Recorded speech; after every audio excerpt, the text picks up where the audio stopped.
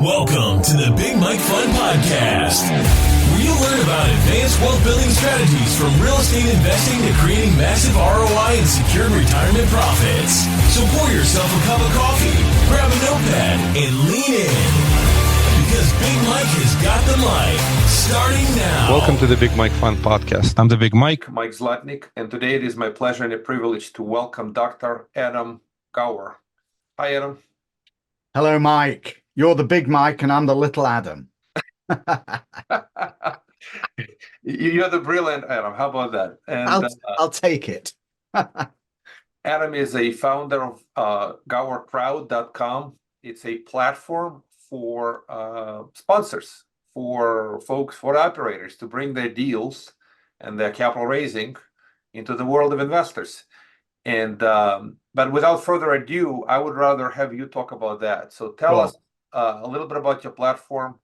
But before you do that, just tell the audience a little bit about you. Where do you originally hail from? Where do you live? Just a couple of words about you, your family, whatever you'd like to share. All right, I will do. You didn't quite get it right on what we do. So anybody listening, please hold on for a few minutes. Don't go away just yet, and I'll tell you actually what we do. My background, whenever people ask me this, Mike, I mean, you've got a funny accent. So whenever people ask me where I'm from, having a funny accent, I always like to tell them I'm from Lubbock, Texas, West Texas. And my wife always kicks me under the table because I swear to you, you'd be surprised how many people say, "Oh, really?" And then I say, "Yeah, have you ever been to Lubbock, Texas?" And they say, "No." So I like to say, well, this is how we speak in Lubbock, Texas, right? If you've not been there, now you know. But actually, I'm from Northern England, from Manchester. Very, very long time ago, partway through, like pre-industrial revolution, I think I was probably grew up there. But I came to the States very long time ago, over 40 years ago, and got involved in multifamily ground-up development, actually, for a family office. So my job was to raise money. So I did all the investor relations, or some of the investor relations. I had a niche audience of investors, raised a lot of money for them, and ended up going to Japan in the 1990s, where I ran a division of Universal Studios. My job was to do all their real estate developments across Asia Pacific. I was Daihyo Torishimari Shacho, which means president in Japanese. You can tell I learned a bit of Japanese while I was there.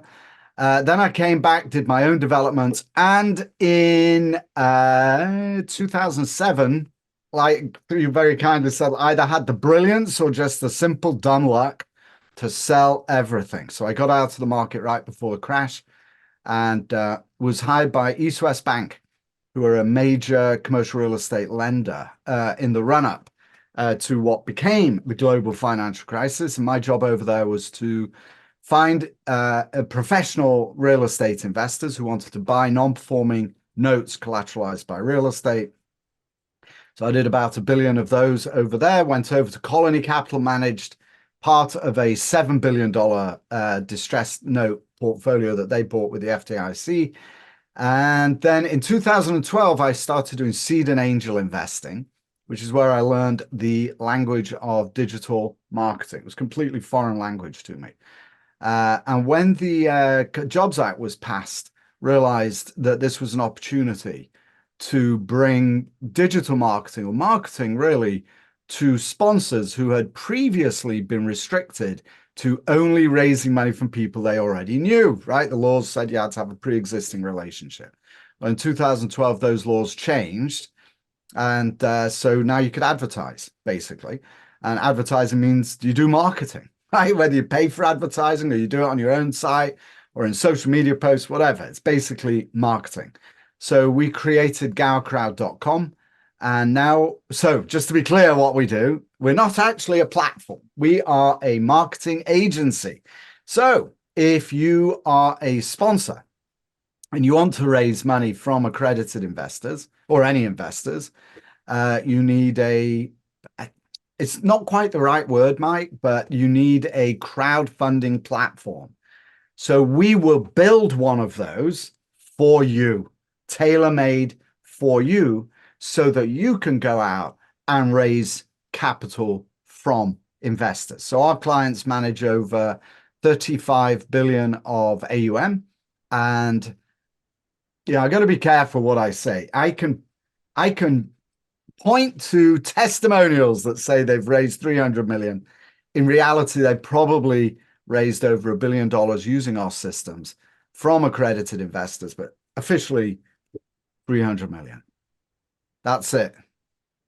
Well, that's a wonderful journey. So there were a lot of great nuggets here. First question, are you a fan of Manchester United? Of course. You were going to ask that.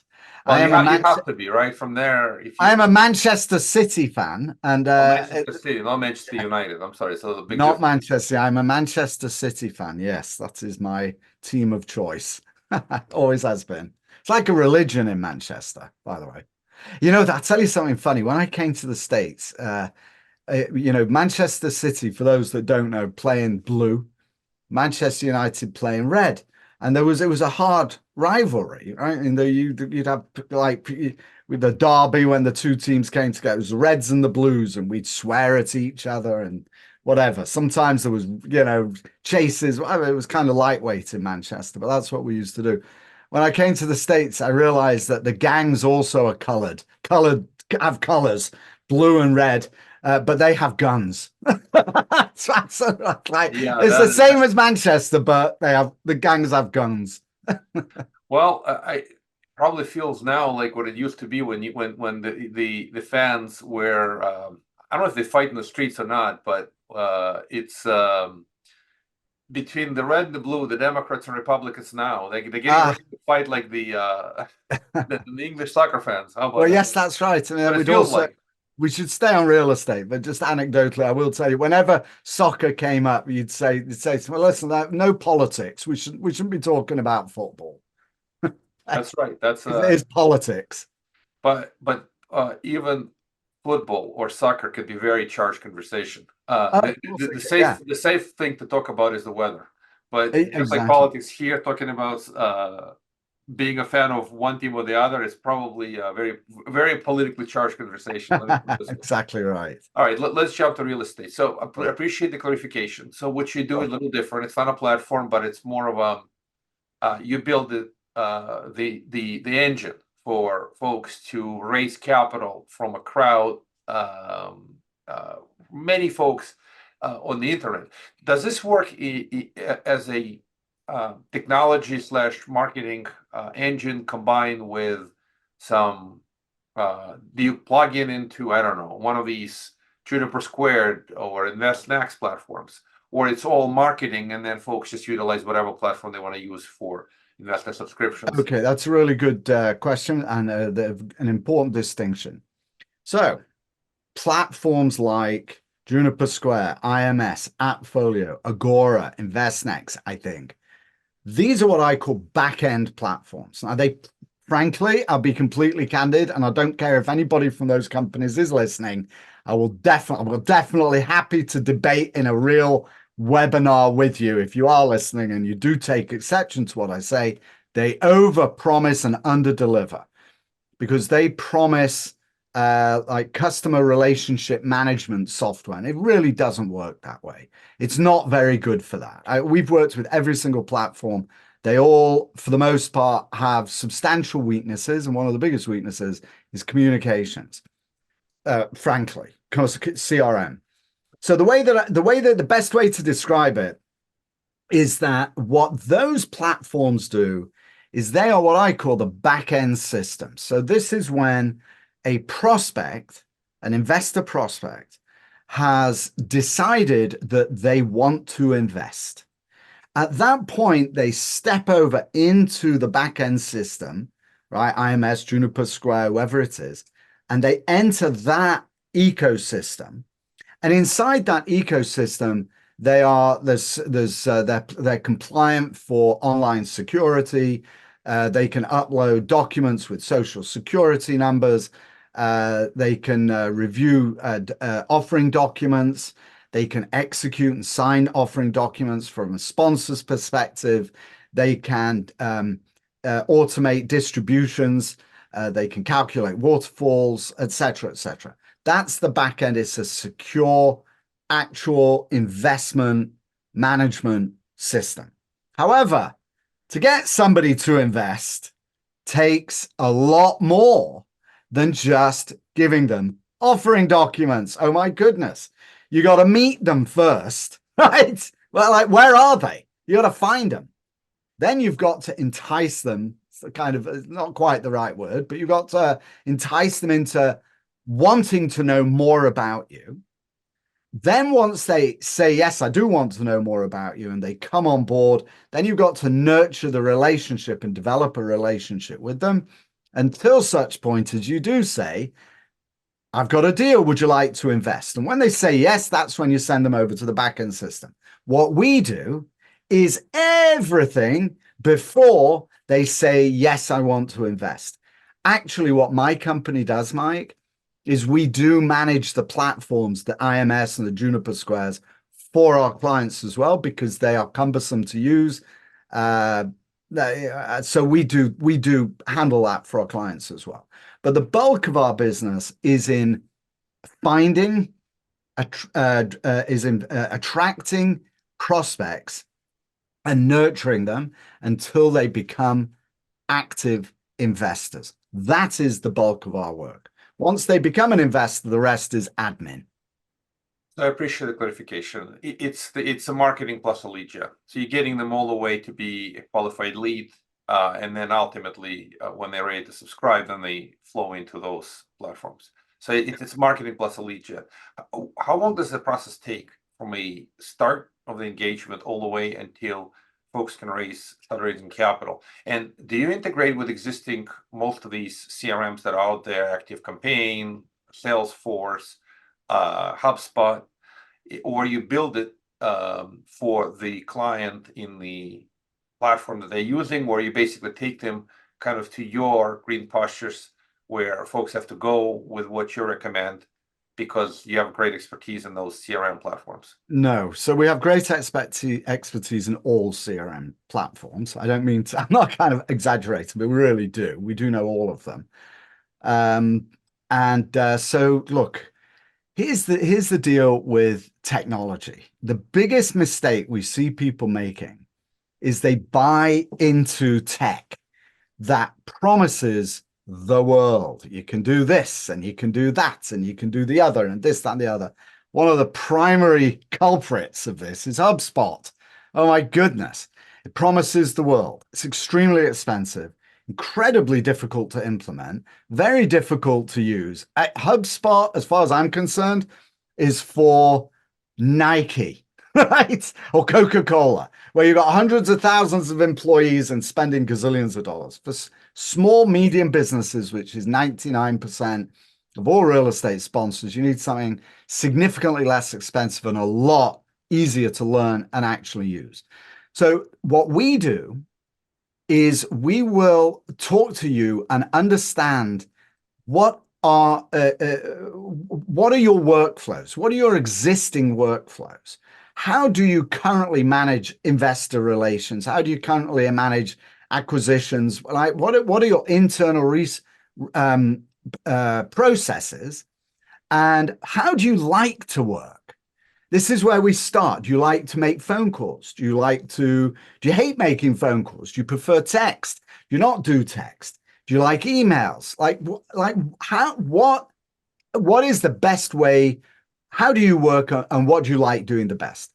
Then we build something that suits you, not the other way around, and say, here's a system. Okay, you've got to fit into this mold, right? Irrespective of how you usually work. Don't do that. We look at how you work, what your strengths and weaknesses are, and then we build something that accommodates that. So that might mean that we migrate you from an existing ActiveCampaign to ConvertKit. I personally like ConvertKit. It's exceptionally good. It has some really good logic funnels. It's easy to use, etc., etc. It has the highest deliverability rate. I mean, we won't get too much into the weeds, but we'll look at what you've got. Most times people are dissatisfied, don't really use it, don't really know the full capabilities of what CRM can do. Customer relationship management tools, CRM, what they can do, or ESPs, email service providers, they're not really familiar, so they don't really use it. So we will migrate them from that, build systems around it, and show them how to use it without getting into the technical details. Because no real estate sponsor needs to really know. They don't need to know the technical. Why would you need to know? You don't need to know how a car runs. You just need to know that it runs and it's going to get you from A to B. So we will build something tailored for you. The other thing that we do as well, Mike, is that a lot of our clients end up, well, I wouldn't say a lot, actually, that would be inaccurate. Some of our clients discover they are able to scale dramatically. So they might go from bringing in, half a dozen leads a month. And with our systems and marketing, suddenly they go to 10 to 20 leads a day. So suddenly you go from being manageable to being incredibly difficult, actually, to manage that kind of lead generation. So for those companies that are scaling really dramatically and very quickly, we will then build sophisticated workflow processes for their teams so that their teams are able to stay on top of all the leads and not let people fall through the gaps, which can happen when you get that kind of lead velocity. It's easy to lose track of prospects. So we then build advanced workflow management systems that, again, are really, really easy to use, require very little training, and increase productivity and conversions. Yeah, and I appreciate the clarification. That makes a lot of sense. The workflow is obviously critical. In your experience, I just wanted to dive a little bit deeper into this. Most investors don't take action on the first touch point. They take action on what is it called, seventh touch point. Sometimes it's the 10th touch point. So besides the technical implementation of the workflows and these follow-up campaigns, do you also help your clients to develop strategies? Because different folks have different product. They offer different things. Some folks will do stories, some folks will do multifamily, some folks may do something else.